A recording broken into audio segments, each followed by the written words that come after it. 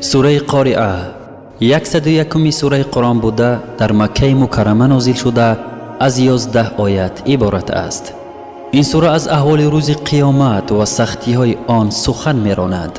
در آن روز حادثه های بزرگ روی میدهد، مثل برخستن مردگان از قبرها. از هیبت و دهشت آن روز به هر طرف به نظام پراکنده شدن مردم، ریزه ریزه گشته مثل پشم رنگ شده در هوا پرواز کردن کوها. این بود مقدمه مختصر سوره مذکور. بسم الله الرحمن الرحیم. به نام خداوندی که به اندازه مهربان و به نهایت با رحم است. القارعه، سخت کوبنده دلها. یکی از نام‌های قیامت است که شرح آن انشاء الله در آیات‌های زیرین بیان می شود. ما القارعه، چیست آن سخت کوبنده؟ چیست آن قارعه؟ آن قیامت تا درجه بیقرار کننده است که عقل و خیال کس درک کردن نمی تواند و آن از فهم و تصور انسان بالاست و سخن را کس گفتن نمی تواند که تمام حقیقت و ماهیت قارعه را در بر گرفته تواند. خداوند به اندازه و ماهیت آن خودش داناتر است، زیرا اینکه او تعالی فرموده است که و ما ادراک ما القارعه. و تو چی دانی که قارعه کوبنده چیست؟ مراد از قارعه قیامت است که دلها را از کمال بیقراری و اضطراب می‌لرزاند و گوشها را از شدت آواز قلف می‌زناند. خلاصه منظری هولناک حادثه های قیامت در خیال نمی‌گنجد. یوم یکون الناس کالفراش المبثوث،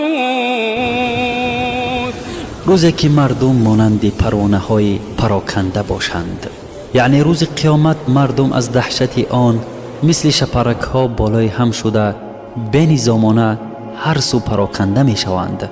هیچ کس به هیچ کس کار ندارد، همه در غم خود، حتی از سراسیمگی مثل توده ملخ بالای همدیگر برآمده همدیگر را پخش می کنند. این یکی از نشانه قارعه است. نشانه دیگری آن در آیت زیرین بیان شده است. و تکون الجبال کالعهن المنفوش،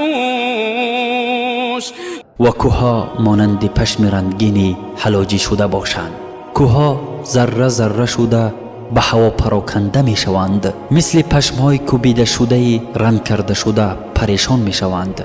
حال آدمان گناهگار در روز قیامت چی می شده باشد؟ آیت‌های بعدی از تقسیم آنها در آن روز به دو گروه، سعید نیکبخت و شقی بدبخت، خبر می دهد. فاما من ثقلت موازینه فهو فی عیشة راضیه، اما شخصی را که پله ترازوی حسنات او گرم شود، پس او در زندگی پسندیده باشد. شخصی که پله ترازوی عملهای نیکش نسبت به پله ترازوی عملهای بدش گران آید، وی در عیش گوارا و جنت بوده صاحب نعمتهای دائمی می گردد. آن شخص از نعمتهای دادگی پروردگار کاملا رضایتی خود را معلوم می کند. و اما من خفت موازینه فامه هاویه، و اما شخصی را که پله نیکویی او سبک شد، پس مادری یعنی جای او هاویه باشد.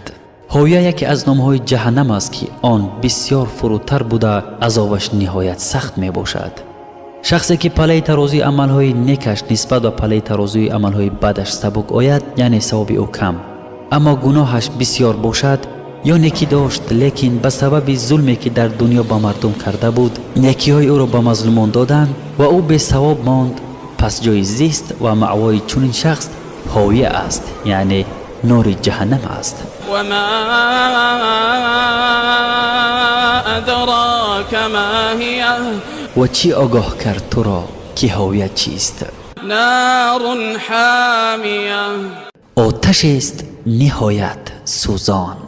آیت دهم به شکل جمله سوالی آمده است، در حالی که جواب این سوال به الله تعالی معلوم است.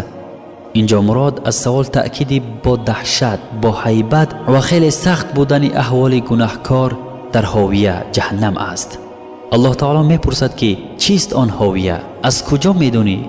البته بنده جواب آن را نمیداند، فقط خدا خودش میداند و با کلام مبارک خود جواب میگوید که هاویه آتشی نهایت بلند حرارت است. بنابر معلومات در حدیث های وارد شده گرمی آتش جهنم نسبت به آتش دنیا 70 مراتب زیادتر است. برادران و خواهران گرامی، دعا میکنیم که الله سبحانه و تعالی ما و شما را از آتش جهنم نجات دهد.